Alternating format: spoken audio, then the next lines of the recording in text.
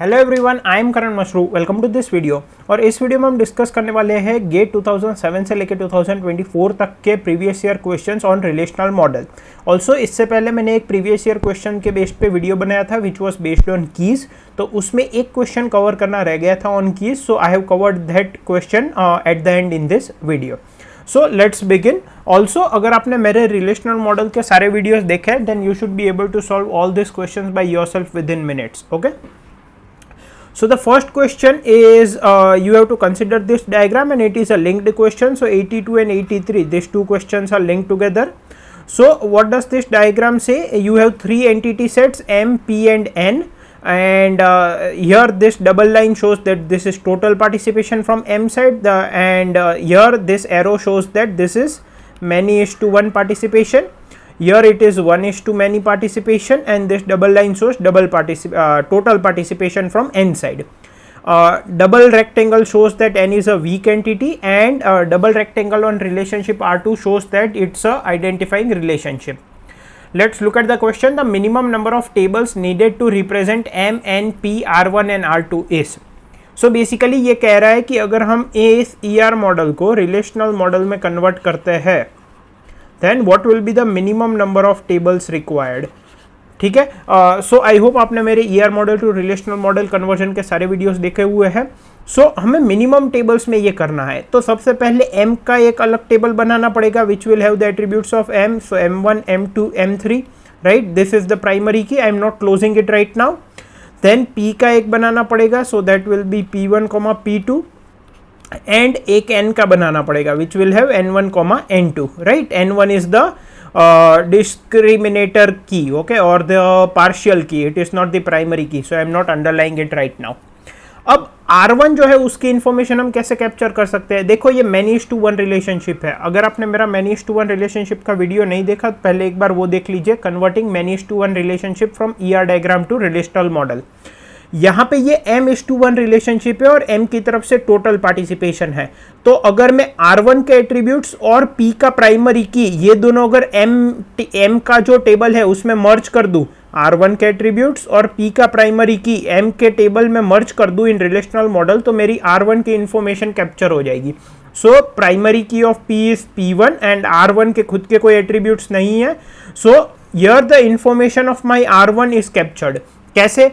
देखो ये many is to one relationship है, तो M का हर एक एंटिटी P के मैक्सिमम एक एंटिटी के साथ ही एसोसिएट होगा। तो मैंने M के टेबल में P1 ऐड कर दिया, तो इस M1 के साथ जो भी P1 एसोसिएट होगा वो वैल्यू यहाँ पे आ जाएगी, राइट। सो हमने ये R1 की इंफॉर्मेशन भी कैप्चर कर ली। सो M is done, R1 is done, P is done and N is done.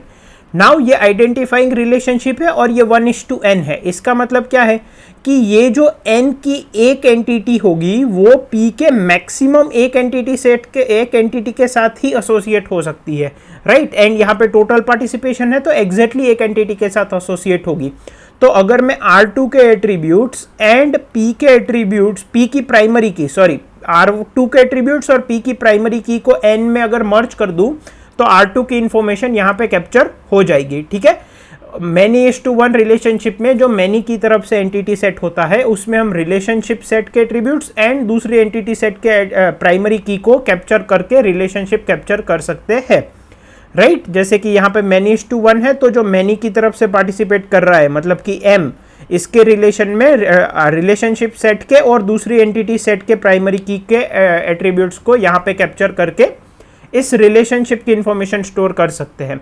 सो अगर मैं n यहाँ पे P1 को इंक्लूड कर दूंगा तो ये R2 की इंफॉर्मेशन भी कैप्चर हो जाएगी, क्योंकि एक जो एंटिटी होगा n का वो P के एटमैक्स एक एंटिटी के साथ एसोसिएट होगा तो उसका P1 यहाँ पे आ जाएगा।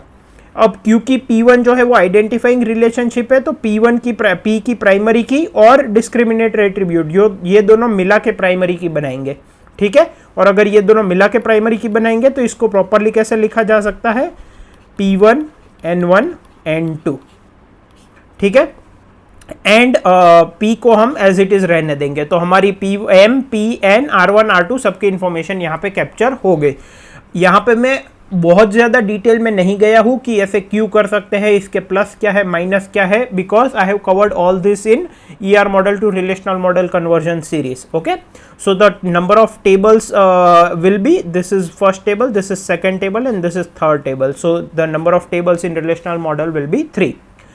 Which one of the following is a correct attribute set for one of the tables for the correct answer to the above question? इनमें से कौन सा एक correct attribute set represent करता है of one of the tables? तो एक table है M1, M2, M3, P1, M1, M2, M3, P1, so this is the correct one. M1, P1, N1, N2 ऐसा कोई टेबल नहीं है. M1, P1, N1 ऐसा भी नहीं है. M1, P1 ये भी नहीं है. So correct answer is A. Okay, let's move on to the next question. An ER model of a database consists of entity types A and B. These are connected by a relationship R which do not have its own attributes. Okay, so we have entity sets A and B which are connected via a relationship R. Okay, and relationship R do not have its own attributes. Under which one of the following conditions can the relational table for R be merged with that of A? हम R की information को या तो इस relationship set की information को A के साथ कब मर्ज कर सकते हैं? दो केसेस में, या तो ये 1:1 रिलेशनशिप है या तो ये many:1 रिलेशनशिप है, राइट? बेसिकली A का एक एंटिटी B के मैक्सिमम एक एंटिटी के साथ एसोसिएट करना चाहिए. उस केस में हम A के साथ इस रिलेशनशिप R की इंफॉर्मेशन को मर्ज कर सकते हैं. कैसे? इसके तो कोई एट्रीब्यूट्स है नहीं, B की प्राइमरी की को A में हम ऐड कर देंगे, ठीक है, उससे ये कैप्चर हो जाएगा. सो many:1 या तो 1:1 रिलेशनशिप होनी चाहिए. एंड अगर A की तरफ से टोटल पार्टिसिपेशन है तो और भी फेवरेबल कंडीशन है, नल वैल्यूज नहीं होगी, ठीक है. बट रिलेशनशिप many:1 या 1:1 होनी चाहिए, that is the first criteria. 1:many है या many:many है तो उस केस में हम नहीं कर सकते, ठीक है. Relationship R is 1:many and the participation of A is total. 1:many में नहीं होगा. ये भी रिलेशनशिप R इज 1:many में नहीं होगा. Relationship R is many:1 is many:1, तो दोनों में many:1 है. And the participation of A in R is total and the participation of A in R is partial. देखो, जब पार्शियल है तब भी आप एक तरह से A में कंबाइन तो कर ही सकते हो, बस कुछ नल वैल्यूज आएगी. बट अगर ये सिंगल चॉइस क्वेश्चन है तो मोस्ट फेवरेबल कंडीशन कौन सी है? जब टोटल पार्टिसिपेशन हो. अगर पार्शियल पार्टिसिपेशन है एंड अगर आपको नल वैल्यूज नहीं चाहिए तो हम सेपरेट टेबल बनाने की तरफ भी सोचते हैं, राइट? बट अगर टोटल पार्टिसिपेशन है एंड R के खुद के एट्रीब्यूट्स भी नहीं है, then we can simply include the primary key of B in A, ठीक है. So correct answer is C. Relationship R is many:1 and the participation of A in R is total. Let's move on to the next question. Very easy question. Which one of the following option refers to the degree or arity of a relation in a relational database? एक कोई मेरा table है, मान लो student है, जिसमें कि हमारे पास है employee ID, name of the student and phone number. तो इस रिलेशन की एरिटी या डिग्री का मतलब क्या है? नंबर ऑफ कॉलम्स और नंबर ऑफ एट्रीब्यूट्स, राइट? कोई भी रिलेशन है या तो कोई भी टेबल है इन रिलेशनल मॉडल, उसकी डिग्री या एरिटी क्या होती है? नंबर ऑफ कॉलम्स और number of attributes. So the A option is number of attributes in its relational schema. Yes, correct answer. Number of tuples stored, no. Number of entries, no. Number of distinct domains of its relation schema, no. Number of attributes is the correct answer. That is the degree or arity of a relation in relational database. याद रखना, confuse मत हो जाना. एक होता है ER diagram में आपका जो रिलेशनशिप है R, उस रिलेशनशिप की डिग्री, तो उसकी डिग्री क्या होती है? अगर उसमें 3 पार्टिसिपेटिंग एंटिटी सेट है तो हम कहते हैं कि इसकी डिग्री 3 है, मतलब कि ये टर्नरी रिलेशनशिप सेट है. और कोई रिलेशन है या टेबल है इन रिलेशनल मॉडल, तो उसकी डिग्री क्या होती है? नंबर ऑफ कॉलम्स और नंबर ऑफ एट्रीब्यूट्स, ठीक है. Okay, let's move on to the last question. So what does this question say? ये की वाला क्वेश्चन है जो रह गया था. Given an instance of students relation as shown below. तो हमें एक स्टूडेंट्स टेबल का एक इंस्टेंस दिया है. For student age comma student age to be a key for this instance the value of X should not be equal to.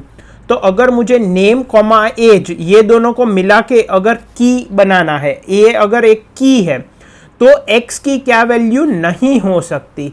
तो क्या value नहीं हो सकती? अब देखो, अगर मुझे स्टूडेंट नेम और स्टूडेंट एज इन दोनों को मिला के, अगर नेम कॉमा एज को मिला के अगर मुझे की एट्रीब्यूट बनाना है, तो name comma age must be able to identify uniquely a tuple, right. मतलब कि हर टपल के लिए नेम कॉमा एज यूनिक होना चाहिए। तो x की ऐसी कौन सी वैल्यू है जिसपे ये टपल रिपीट हो सकता है, नेम कॉमा एज का, name comma age attribute repeat हो सकता है, वो नहीं हो सकती, राइट। तो देखो यहां पे तो शंकर नेम है, यहां पे स्वाति है, तो स्वाति और शंकर तो वैसे ही दो टपल अलग हो गए, right. Student name comma age ये दोनों मिलके की है, तो ये दोनों मिलके रिपीट नहीं होने चाहिए, राइट। तो यहां पे तो नेम ही मिसमैच है। अब यहां पे देखो ये भी स्वाति है, ये शंकर है, तो नेम मिसमैच है। ये गणेश है, ये शंकर है, नेम मिसमैच है।